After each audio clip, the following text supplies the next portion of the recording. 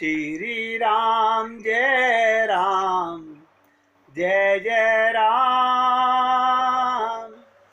श्री राम जय राम, जय जय राम। श्री राम जय राम, जय जय राम। श्री राम जय राम, जय जय राम। श्री राम जय राम, जय जय राम। श्री राम जय राम, जय जय राम। श्री राम जय राम, जय जय राम। श्री राम जय राम, जय जय राम। श्री राम जय राम, जय जय राम। श्री राम जय राम, जय जय राम। अब बहुत एकाग्रचित होकर के सुनिएगा, देखिएगा। आप और हम लोग सत्संग सुनते सुनते भी संसार के काम का ध्यान करते रहते हैं। बहुत से लोग तो टेलीफोन बजे तो सत्संग छोड़कर टेलीफोन सुनने लग जाते हैं। क्या लगन है हमारी भगवान को पाने के लिए। मैं कहता हूं बस अगर कोई असहाय है, किसी की सेवा करनी पड़ रही है, तो सब कुछ छोड़ के कीजिए, अन्यथा सत्संग को मत छोड़िए। तो भगवान राम क्या करते हैं, हनुमान जी ने जब चरण पकड़ लिए और बोले प्रभु आज आपके समक्ष ये शपथ ले रहा हूं, मुझ पर दया कीजिए, मुझे अपनी शरण में लीजिए। हनुमान के नेत्रों से निकली अश्रुओं की धारा प्रभु के चरण कमलों का अभिषेक कर रही थी। आप सोचिएगा, भगवान के चरणों का अभिषेक नेत्रों के जल से किया हनुमान जी ने। मैं सोचता हूं कई बार हमारे केशव नारायण गोविंद ने भी अपने सखा सुदामा के चरणों को, जब रुक्मणी को जल लाने में देर लगी तो भगवान से रहा नहीं गया। भगवान के आंसू इतने गिरे कि अपने भक्त सुदामा के चरण भगवान ने अपने आंसुओं से ही धो डाले। आप सोचिएगा ये लीलाएं हमारे हृदय में कितना प्रेम भरती हैं। हमें जीवन मिल गया, मनुष्य शरीर मिल गया, लेकिन अभी तक भी वो तड़प नहीं जागी है। वो प्रेम की जिज्ञासा जिसे आग कहते हैं। भगवान के चरण कमलों का अभिषेक हनुमान जी ने अपने आंसुओं से किया। भगवान श्री राम अत्यंत प्रसन्न हुए। उन्होंने हनुमान जी को उठाकर गले से लगा लिया और सर पर हाथ रख के कहा, हे कपि श्रेष्ठ, आज तुम फिर एक बार मुझसे जीत गए। भगवान राम कहते हैं, हे कपि श्रेष्ठ, आज तुम फिर एक बार फिर मुझसे जीत गए। मैं तुम्हें चिरंजीवी होने का वरदान देता हूं और तुम्हें वचन देता हूं कि जब तक सृष्टि रहेगी तब तक तुम अमर रहोगे।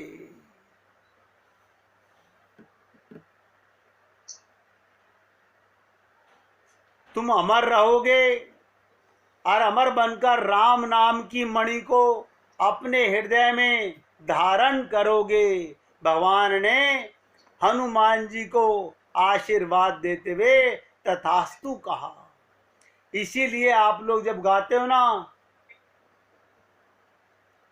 राम राम रामेति रमे रामे मनोरमे सहस्त्र नाम तातुल्यम राम नाम वरानने।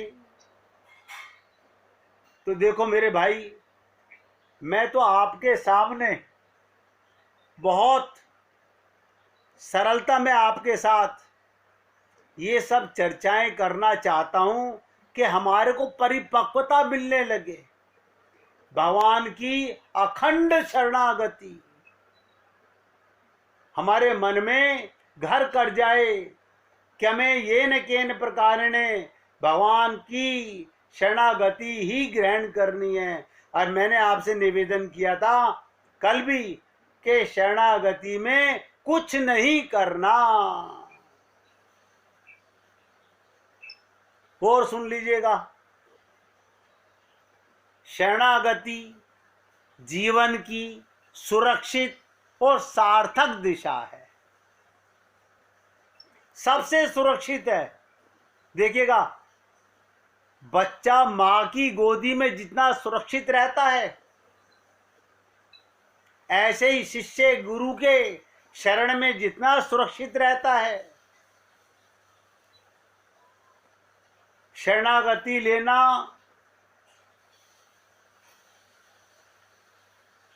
ध्यान सुनिएगा, महात्मा बुद्ध की बात बता रहा हूं, बौद्ध शिक्षाओं और साधनों का आधार है। इसे बौद्ध मार्ग का प्रवेश द्वार भी कहते हैं। जब हमें ये बोध हो जाता है कि शरणागति लेने का अर्थ अपने आप में सुधार करना है, तो हम जान पाते हैं ये जीवन को सुरक्षित सार्थक दिशा देने की एक जागृत प्रतिक्रिया है। हम स्वयं को भ्रम से, अशांतकारी मनोभावों और बाध्यकारी व्यवहार से मुक्त करने के लिए, समस्त सद्गुणों को विकसित करने के लिए बुद्ध द्वारा सिखाई गई विधियों का पालन करने, अपने आप में सुधार करने के लिए प्रयत्न करते हैं।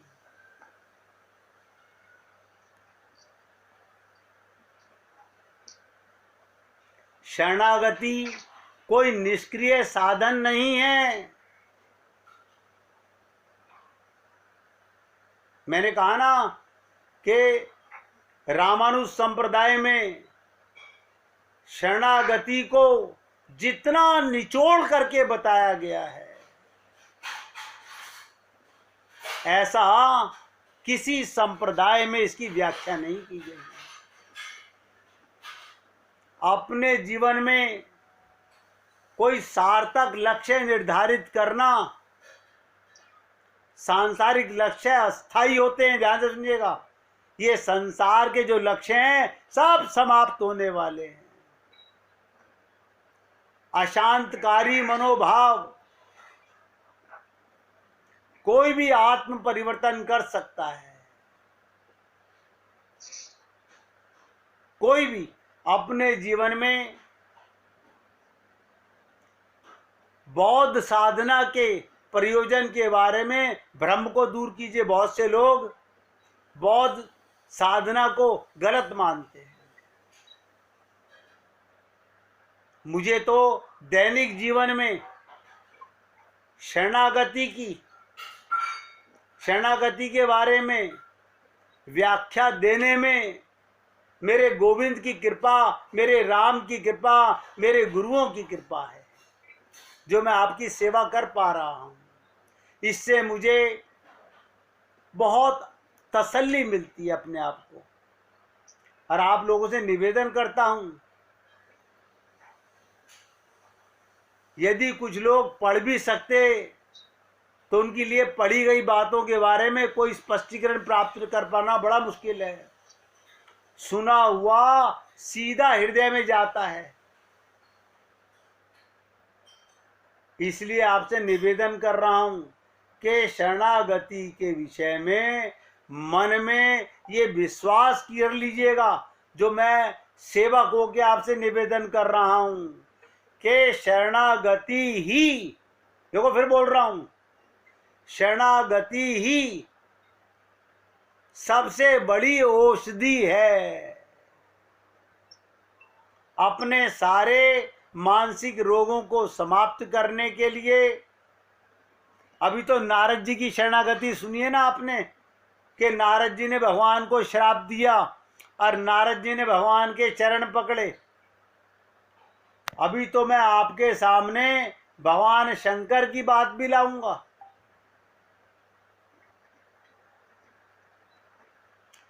कल मैंने आपसे निवेदन किया था, श्रीमद् भागवत के 11वें स्कंद के 12वें अध्याय का 15वां श्लोक। भगवान श्री कृष्ण कहते हैं, हे उद्धव, सभी प्रकार की लौकिक, सामाजिक और धार्मिक परंपराओं का त्याग करो। कल भाई जी ने हमसे पूछा कि सर्वधर्माणि का मतलब क्या होता है।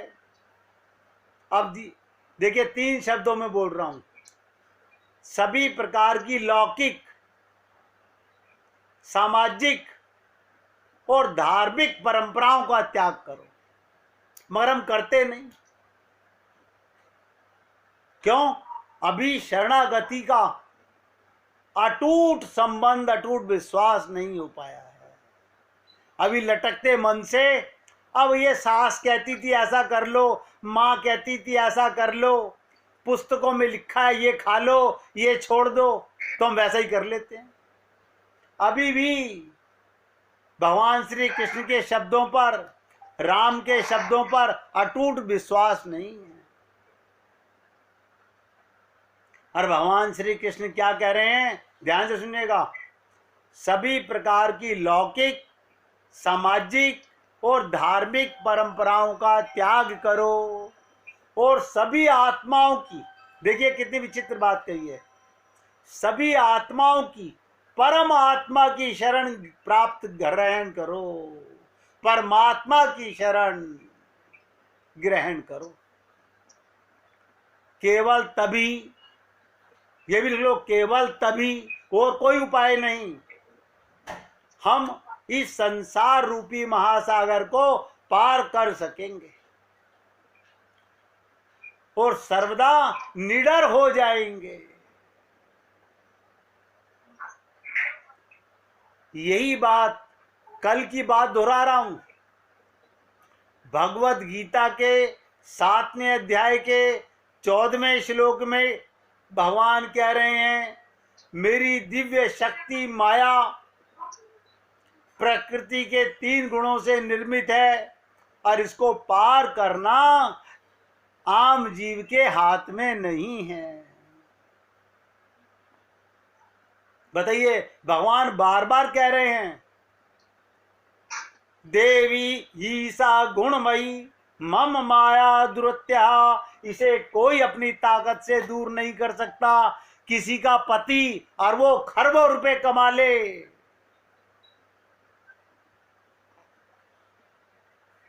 लेकिन माया से उत्तीर्ण नहीं कर सकता।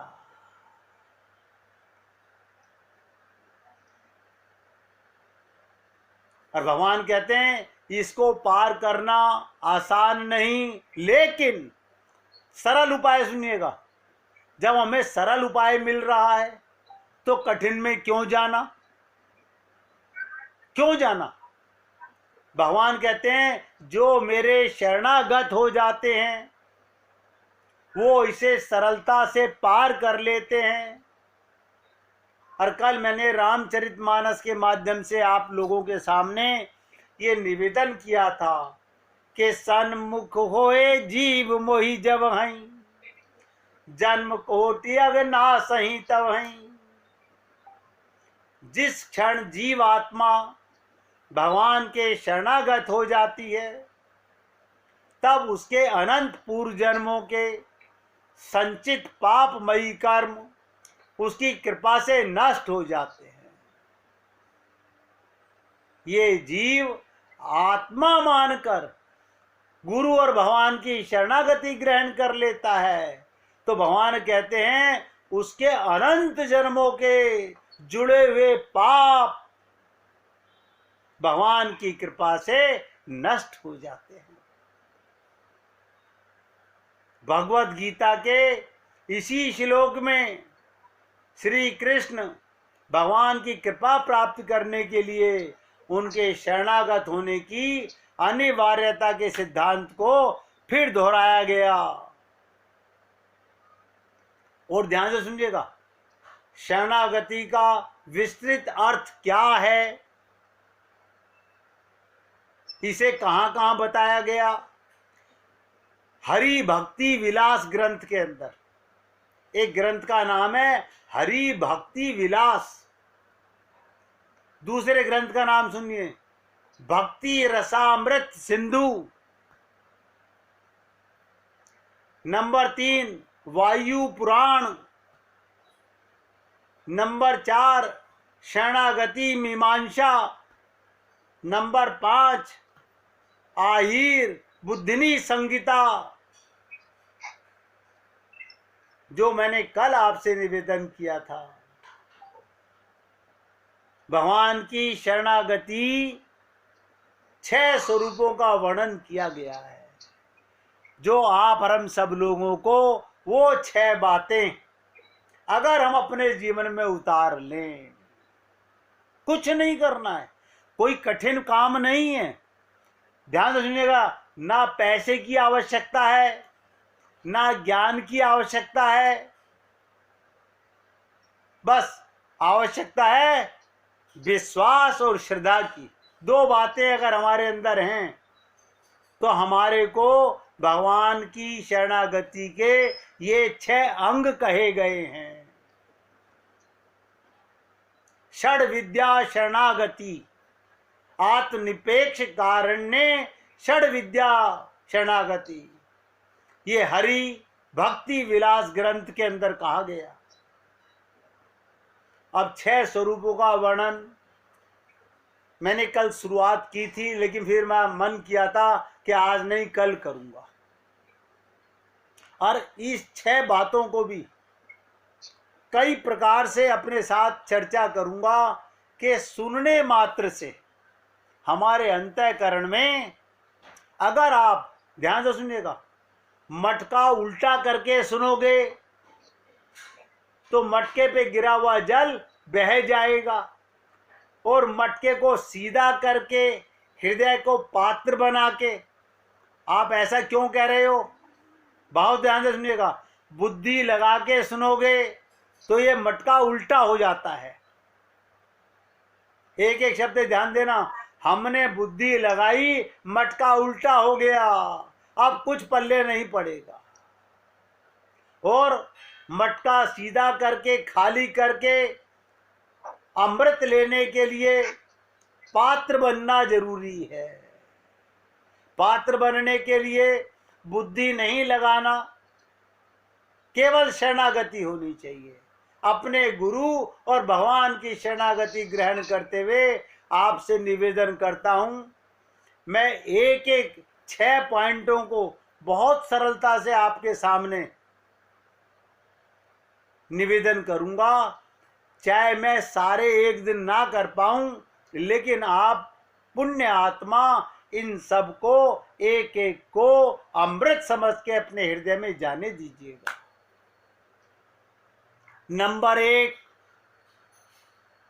सरलता में बोलूं, जिसे कहा गया आनुकूलस्य, भगवान, केवल भगवान की इच्छा के अनुसार इच्छा करना, अपना मन भगवान के गुरु के मन में मिलाना, अपनी इच्छा भगवान की इच्छा में मिलाना, अपनी इच्छा अलग से बनाना बंद कर देना। हमारे गुरुदेव ने एक ही बात कही कि बहुत तरसाया तुझे तेरी हसरतों ने। ये इच्छाएं इंसान को सदा तरसाती हैं। हमारे गुरुदेव कहते थे, बहुत तरसाया तुझे तेरी हसरतों ने, तू भी कुछ अब इन्हें तरसता हुआ छोड़ दे। ये इच्छाएं कभी किसी की पूरी नहीं हुई। विश्व का सबसे बड़ा रिचेस्ट आदमी बिल गेट की भी इच्छा अधूरी होगी। विश्व के सबसे बड़े कंट्री अमेरिका का सबसे बड़ी सीट का राष्ट्रपति भी अभी इच्छा पूर्ण नहीं कर पाया होगा। स्वर्ग सम्राट इंद्र अपनी इच्छा पूरी नहीं कर पाया। तो मैं दास बनकर आप लोगों से निवेदन कर रहा हूं, केवल भगवान की इच्छा के अनुसार इच्छा करना। क्या मतलब? बहुत ध्यान से सुनिएगा। स्वाभाविक रूप से हम भगवान के सेवक हैं। अंश माने क्या होता है? सेवक। वो अंशी हैं, हम उनके अंश हैं। और सेवा का धर्म क्या होता है? अपने स्वामी की इच्छा में इच्छा मिलाना। इसलिए हम किसी गुरु की शरणागति में तो चले गए और गुरुजी से कह रहे हैं, गुरुजी हमारी इच्छा तो ऐसी कर रही है, गुरुजी हमारी इच्छा तो ऐसी कर रही है। मतलब गुरु की इच्छा में अपनी इच्छा नहीं मिलाते, गुरु से अलग अपनी इच्छाएं रखते हैं। तो शरणागति कहाँ है? अरे भगवान को तो आपने देखा नहीं, गुरु को तो हमने देखा हुआ होता है। इसलिए ध्यान से अपने स्वामी की इच्छा को पूर्ण करना, भगवान के शरणागत भक्त के रूप में। नोट करो, भगवान के शरणागत भक्त के रूप में हमें भगवान की दिव्य इच्छा के अनुरूप, भगवान की दिव्य इच्छा के अनुरूप अपनी इच्छा रखनी चाहिए। अब आप कहेंगे भगवान की दिव्य इच्छा क्या है जिसमें हम अपनी इच्छा मिलाएं? अब मुझे बताइएगा, भगवान ने ये मनुष्य शरीर हमें किस लिए दिया है? अपने घर वापस आने के लिए। सीताराम आचार्य जी ने छंद में कह दिया, इस देह में हरि मिलत हैं, बाकी सब बिछड़ता है। लेकिन हमने कहा, प्रभु जी हमारी तो अलग अलग इच्छाएं हैं। मैं कोठी बनाना चाहता हूं, मैं बंगला बनाना चाहता हूं, मैं चंद्रमा पे प्लॉट लेना चाहता हूं। हमने भगवान की इच्छा में, भगवान की इच्छा क्या थी कि माम एकम शरणम ब्रज। नोट करो कि केवल मेरी शरण में आ जाओ, यानी मेरी इच्छा में अपनी इच्छा मिला दो।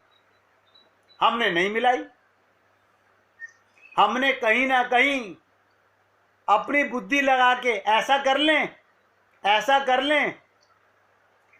मतलब हम बिना बुद्धि लगाए ना तो गुरु की शरणागति ग्रहण करते हैं, भगवान की शरणागति की तो बात ही छोड़ दीजिए। इसलिए भगवान के शरणागत भक्त के रूप में हमें, भक्त के रूप में हमें भगवान की दिव्य इच्छा के अनुरूप अपनी इच्छा रखनी चाहिए। ये क्या है? सरलता से समझिएगा।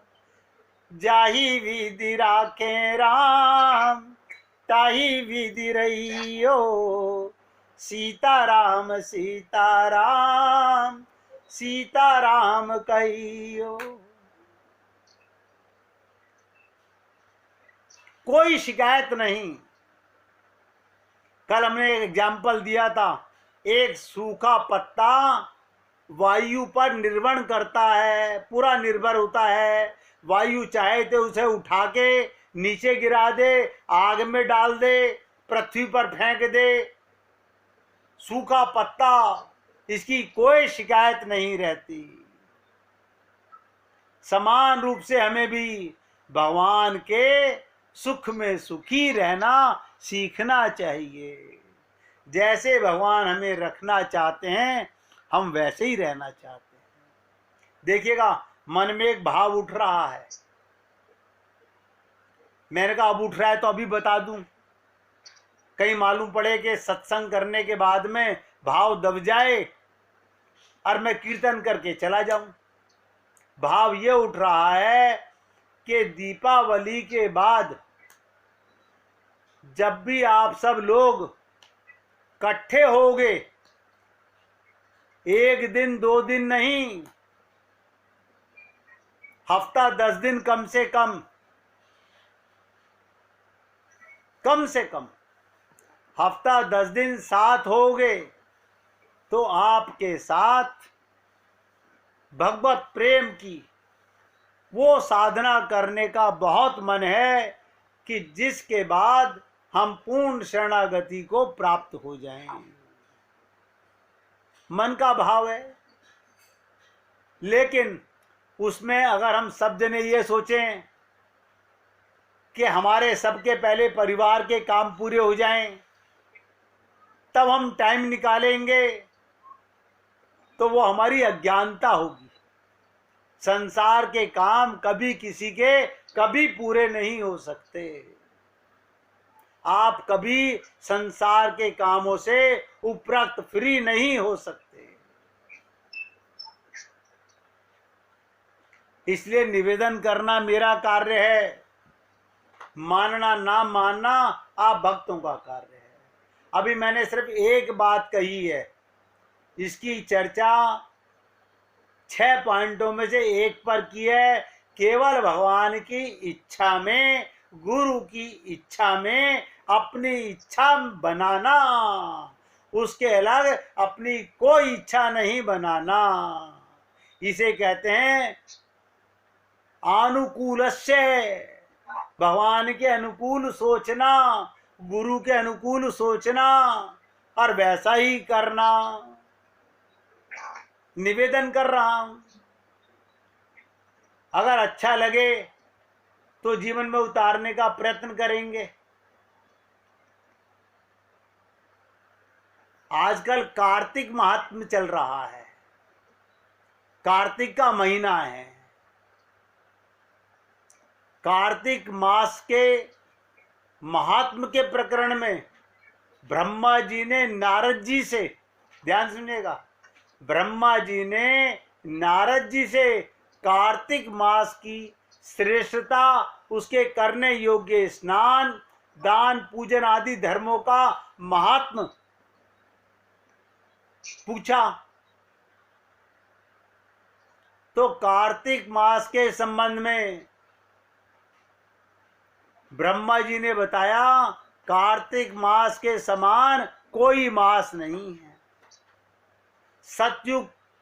सतयुग के समान कोई युग नहीं है। वेदों के समान कोई शास्त्र नहीं है। गंगा जी के समान दूसरा कोई तीर्थ नहीं है। इसी प्रकार अन्नदान के समान कोई दूसरा दान नहीं। और भगवान श्री कृष्ण को सबसे ज्यादा प्रिय ये कार्तिक मास बहुत प्रिय है भगवान को। भगवान इस मास में भगवत प्राप्ति का पूरा मौका हमारे लिए खोल देते हैं, लेकिन हम लोग भगवत प्राप्ति करने की इच्छा मन में कितनी रख पाते हैं, इसका 3-4 मिनट आपसे लूंगा, एकाग्रचित होकर सुनिएगा। एक लीला सुनाने का मन है। मैंने कल आपसे चलते चलते पे कहा था कि तुलसी की सेवा जरूर करनी चाहिए। क्यों? तुलसी कौन है? कृष्ण प्रिया है, भगवान श्री कृष्ण की प्रेमिका है। एक बार राधा जी ने अपनी सखियों से पूछा कि सखी तुम भी कृष्ण की प्रसन्नता के लिए किसी देवता की ऐसी पूजा बताओ जो परम सौभाग्य वर्धक हो। तब समस्त सखियों में श्रेष्ठ चंद्रानना सखी ने अपने हृदय में एक क्षण के लिए अंतर ध्यान होकर के कुछ विचार किया और बोली, हे राधे, परम सौभाग्यदायक और श्री कृष्ण की प्राप्ति के लिए, उस पुरुषोत्तम परमात्मा की प्राप्ति के लिए वरदायक व्रत है तुलसी की सेवा।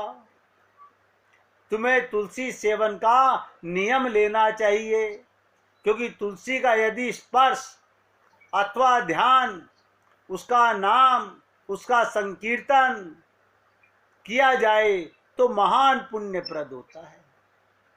हे राधे, तुम प्रतिदिन तुलसी की 9 प्रकार से भक्ति किया करो, जिसे आप लोग नवदा भक्ति बोलते हो। कहते हैं मनुष्य की लगाई हुई तुलसी जब तक शाखा प्रशाखा बीज पुष्प और सुंदर दलों के साथ पृथ्वी पर बढ़ती रहती है, तब तक उसके वंश में, नोट करो, लोग तो कहते हैं वंश की वृद्धि होती है, मैं कहता हूं उसके वंश में भक्तों की वृद्धि होती है।